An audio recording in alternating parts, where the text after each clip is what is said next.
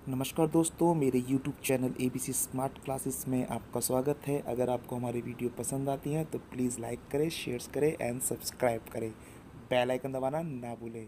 और आज का हमारा टॉपिक है नंबर 5 पढ़ रहे हैं इस एक्सरसाइज का, जो एक इम्पॉर्टेंट क्वेश्चन भी है और एक महत्वपूर्ण क्वेश्चन के साथ साथ ये थोड़ा डिफिकल्ट भी है। ठीक है, तो पहले क्वेश्चन पढ़ लेते हैं ताकि क्वेश्चन समझ में आ जाए।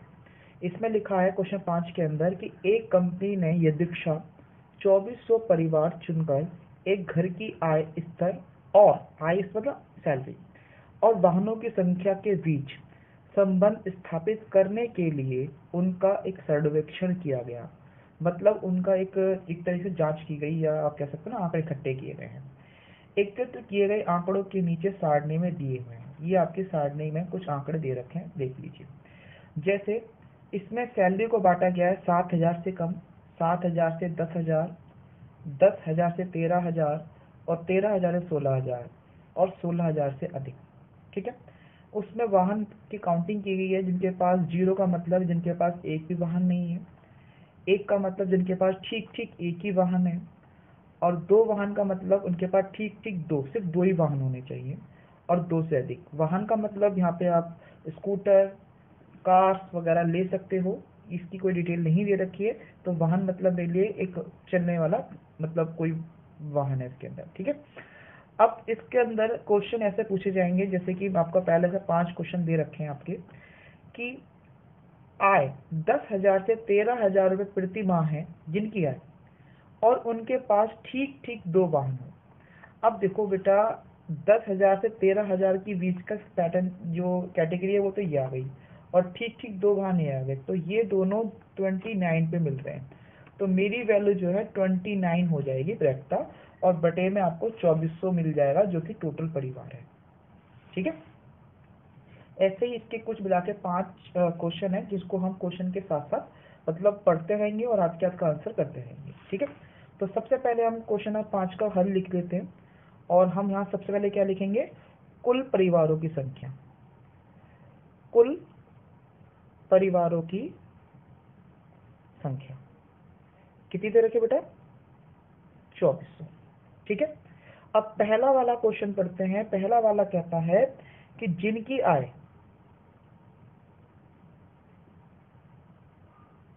10,000 से लेकर 13,000 के बीच में है, यानी कि पर मंथ है, मैं इंग्लिश में लिखता हूँ चल जाएगा, पर मंथ है, उनके पास ठीक ठीक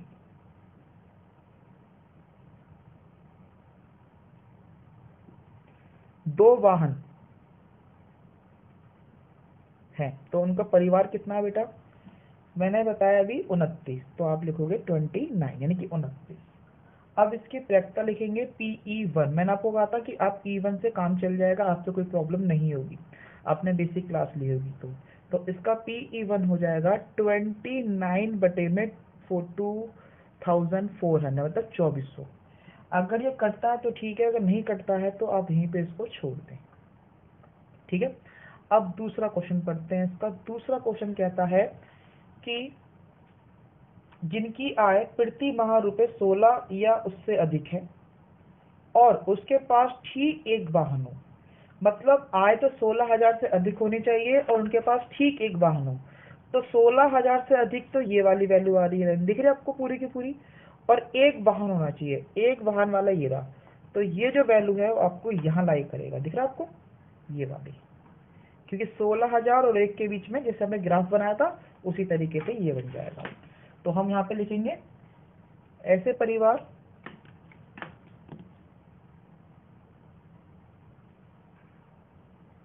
ऐसे परिवार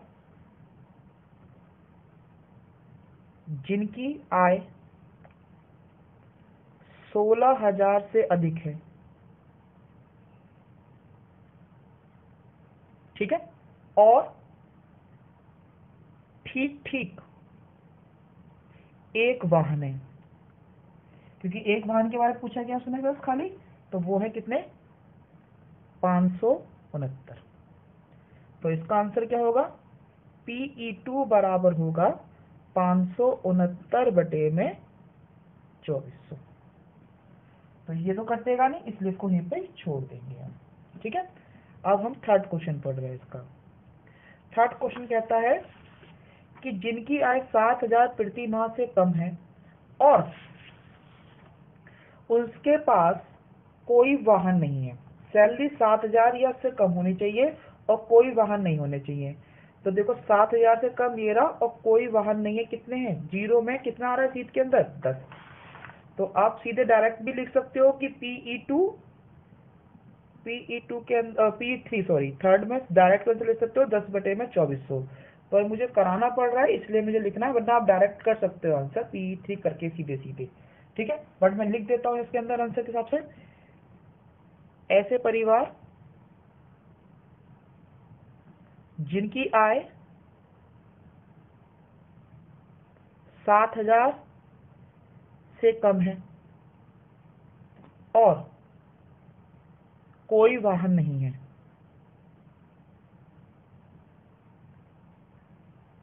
वो कितने परिवार हैं, ऐसे 10 परिवार हैं।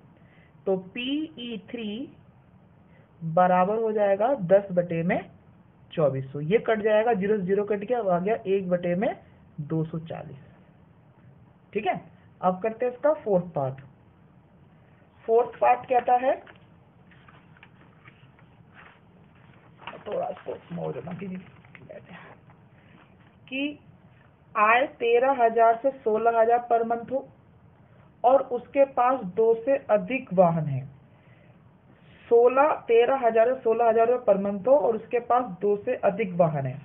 अब 16, 13 से 14 और 16,000 के बीच में तो ये हो गए, और ये 2 से अधिक वाहन हो गए, कितने, 25। देखो 2 से अधिक वाहन 25 में आ रहा है और 13,000 16,000 की लाइन में आपको यहाँ लाई कर रहा है, तो ये वाली वैल्यू आपकी कहलाएगी इस क्वेश्चन का आंसर चौथे का। तो चौथा आंसर मुझसे कहता है कि आय, जिनकी आय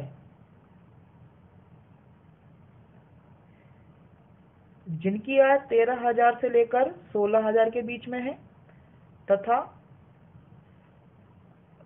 2 से अधिक वाहन है, जिनके पास 2 से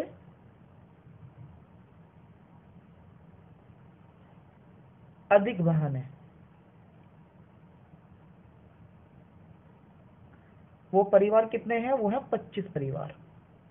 तो यहाँ पर PE4 बराबर हो जाएगा 25/2400। ये कट सकता है, आपको पता है ना, ये आपकी वैल्यू कट जाएगी इसके अंदर, तो हम 25 से काट लेते हैं, 25 से कम 25 और ये कटेगा 25 निम्मा और 25 निम्मा 96 पे आ जाएगा 1/96। यहाँ तक समझ में आ गया। अब इसका लास्ट क्वेश्चन देख लेते हैं, सिर्फ लास्ट वाला, इसका 5वां पार्ट पढ़ते हैं, लास्ट है। हमें उन परिवारों की बात करनी है जिनके पास एक से अधिक वाहन नहीं है। अब देखो बेटा, एक से अधिक वाहन का मतलब क्या है कि एक से अधिक, 2 नहीं होंगे और 2 से ज्यादा नहीं होंगे, मतलब हम उन परिवारों की बात कर रहे हैं जिनके पास या तो वाहन 0 है या 1 है, क्योंकि एक से अधिक में इससे फालतू होता है, जैसे 2, 3, 4, वो कह रहा है एक से अधिक ना हो, तो जिनके पास 0 है और 1 है, सिर्फ हमें वो वाहन वाले परिवार चुनने हैं। तो यहाँ पर 0 परिवार वाले ये रहे, तो इनका जो टोटल है 0 परिवार वालों का, मैं यहाँ पे रफली जोड़ देता हूँ, तो उसका टोटल है 14, ठीक है। और इनको भी जोड़ देते हैं, इनको जोड़िए, इनका टोटल आपको मिल, तो इसका जो टोटल बैठा है वो है 2048, ठीक है। तो 0 परिवार और 1 परिवार, इन दोनों का टोटल जो है वो 1 से अधिक परिवार का हो जाएगा।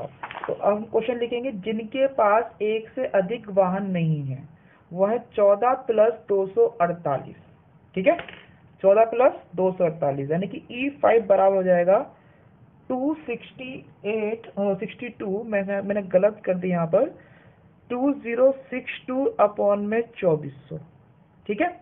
अब इसको काट दीजिए, कट जाएगा 2 से, तो मेरी वैल्यू आ जाएगी 1031/1200 रुपये, सॉरी 1200 परिवार। तो ये है 5वें का आंसर, ठीक है, इस वाले पार्ट का। तो ये आपको समझ में आ गया होगा, ठीक है। ये बड़ा भी है, इंपॉर्टेंट भी, दोबारा एक बार मतलब रिवाइज करके देख सकते हो इसको। ओके बेटा, क्वेश्चन 6 कर रहे हैं। क्वेश्चन 6 में बुक में जो क्वेश्चन दे रखा है वो कहता है कि अध्याय 14 की सारणी नंबर 14.7 लीजिए और फिर इन उत्तरों को, इन क्वेश्चनों का उत्तर दीजिए। तो मैंने क्या करा, ये अध्याय 14 की सारणी नंबर 14.7 है। ये वाली जो अध्याय है वो कौन सी है, तो सारणी कौन सी, 14.7 सारणी दे रखी है। मैंने पहली आपको सारणी बना दी ताकि पीछे देखने की आवश्यकता ना पड़े।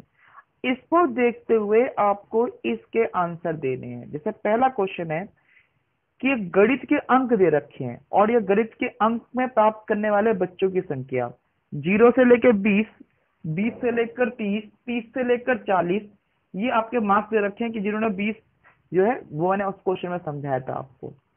अब गणित की परीक्षा में एक विद्यार्थी द्वारा 20% से कम अंक प्राप्त करने की प्रक्रिया ज्ञात करो। पहला क्वेश्चन है 20% से कम।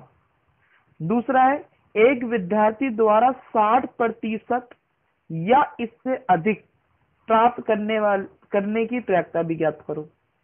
तो ठीक है, हम पहला क्वेश्चन करते हैं, हल करते हैं। कुल बच्चों की संख्या या कुल विद्यार्थियों की संख्या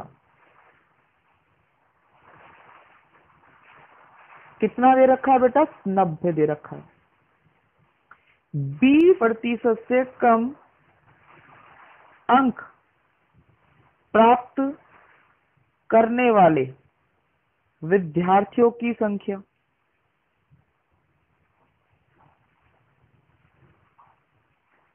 बराबर है, देखो 20%, ये 20 से 30 है, ये 0 से लेकर 20 है, मतलब 0 से लेकर 20 यानी कि 20 से कम, क्योंकि जब 20 शामिल नहीं होता। कितने स्टूडेंट है वो, 7 विद्यार्थी हैं। अब दूसरा क्वेश्चन कहता है कि एक विद्यार्थी की 60 या 60 से अधिक अंक प्राप्त करने वाले हों। तो ये भी मैं हाथ के लिख देता हूं ताकि क्वेश्चन डायरेक्ट हो सके। 60% या अधिक अंक प्राप्त करने वाले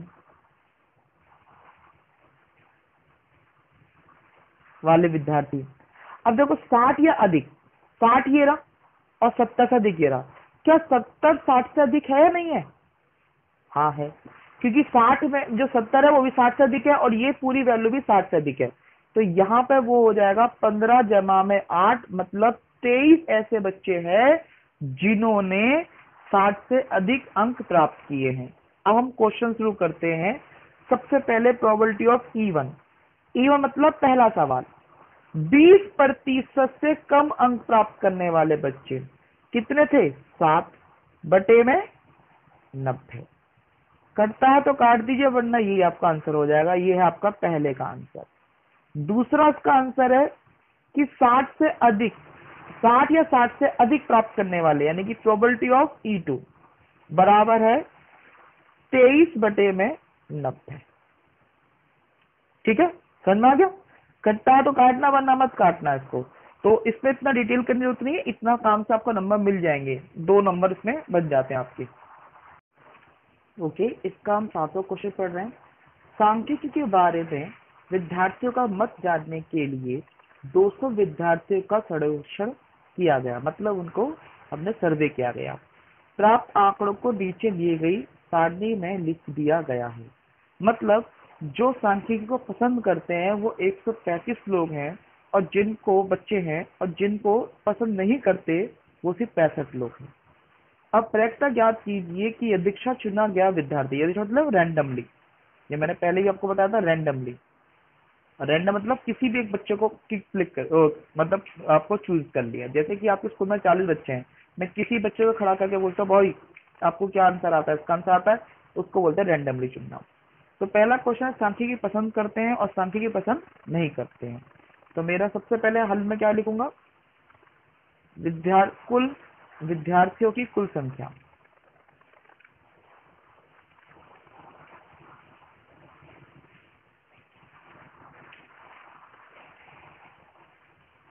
कितने बेटा, 200 है। अब सांख्यिकी को पसंद करने वाले कितने बच्चे हैं,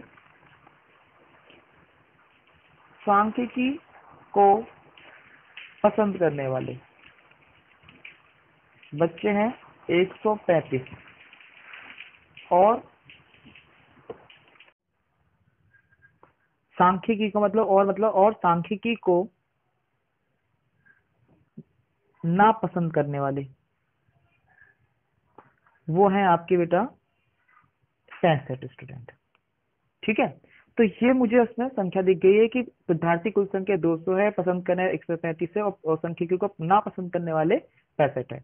आपको इसका पहला आंसर है कि सांख्यिकी को पसंद करता हो उसकी प्राप्यता क्या होगी, तो हम लिखेंगे P E1 या, देखो मैं आपको पहले या बोलता हूं, आप पेपर में E1 करेंगे काम चल जाएगा। ठीक है, E1 यानी कि प्रोबेबिलिटी ऑफ सांख्यिकी को पसंद करने वाले, प्राप्यता हो जाएगी। देखो पसंद कितने करते हैं 135 और कुल कितने हैं 200।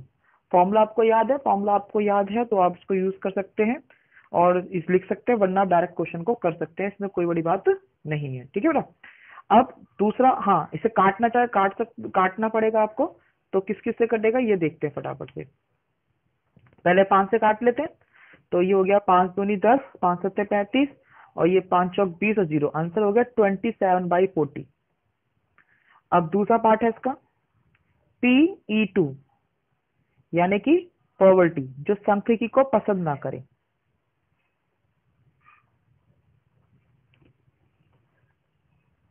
नापसंद करने वाले जो लोग हैं उनकी बात करते हैं। ठीक है, तो कितने नापसंद करते हैं 65, तो 65/200 काट दें इसको, 5 से काटते हैं, 5 का 5, 5 से 15 और ये 40 पे कट गया तो आंसर हो गया 13/40। ठीक है, तो ये आपके दोनों सांख्यिकी का आंसर आ गया। एक तो पसंद करने वाले 27/40 और नापसंद करने वाले बेटा 13/40। ओके क्लास, अब हम क्वेश्चन नंबर 8 पढ़ रहे हैं।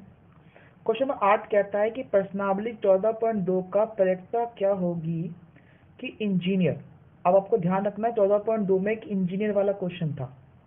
ठीक है ना, तो उस वाले क्वेश्चन को हमें पढ़ना है जिसमें हमें पहला आंसर देखना है। पहला 14.2 का वो इंजीनियर वाला क्वेश्चन देख लेते हैं आपके लिए।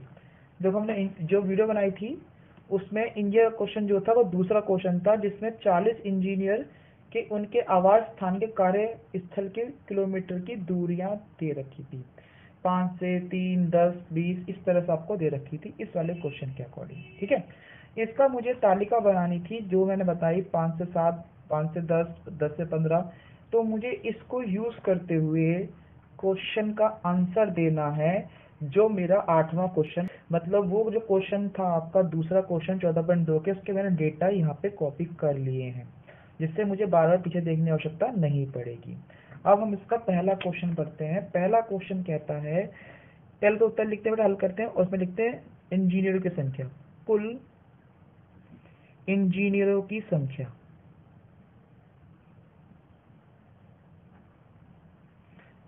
तो उसमें आपको पता है उसमें कितनी संख्या थी 40।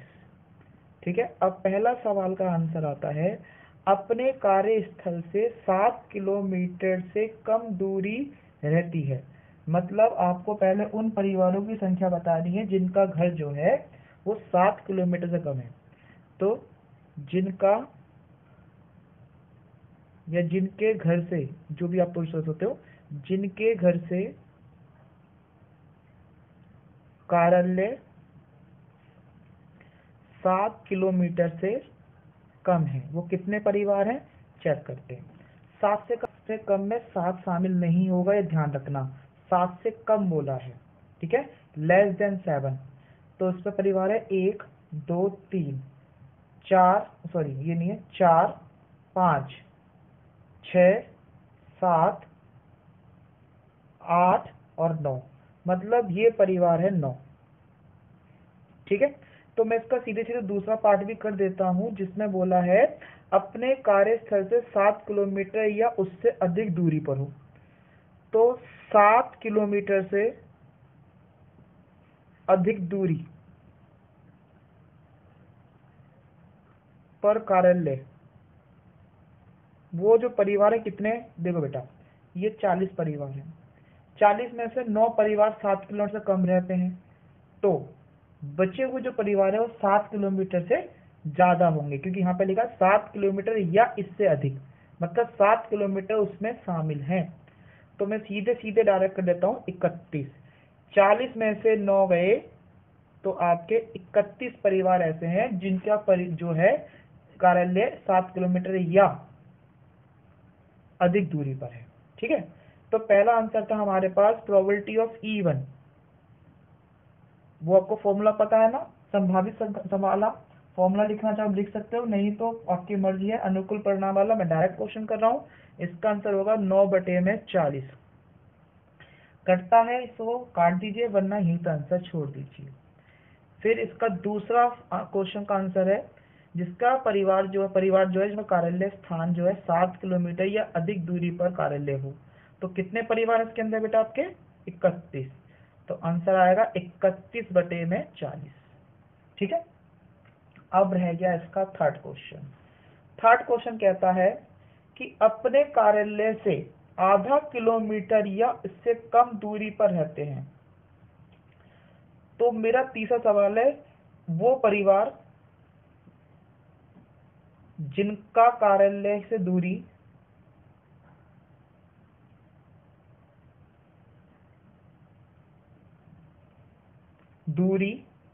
आधा किलोमीटर या कम हो। तो देखो बेटा, सबसे पहले तो आप ये देख लीजिए इसके अंदर कि इसमें मिनिमम जो दूरी थी वो 5 किलोमीटर है, 2 किलोमीटर है जो मिनिमम दूरी है। 2 किलोमीटर से कम कोई भी परिवार नहीं रहता है। तो इसका मतलब ये हुआ, इस क्वेश्चन में जो लिखा है आधा किलोमीटर या कम रहने वाले परिवार की संख्या है 0। तो हमारी आखिरी जो प्राथमिकता होगी वो आंसर होगा 0/40 मतलब 0। ये असंभव है, क्योंकि 0 को मैंने समझाया था कि वो असंभव होती है। ठीक है बेटा, तो ये आपका 8वां क्वेश्चन था, जो कि पिछली प्रश्नावली के क्वेश्चन को देखकर बनाया गया था। मैंने यहाँ प्रश्नावली का पूरा क्वेश्चन पेस्ट कर लिया था। ठीक है, Thanks for watching this video. If you like that, please like, share and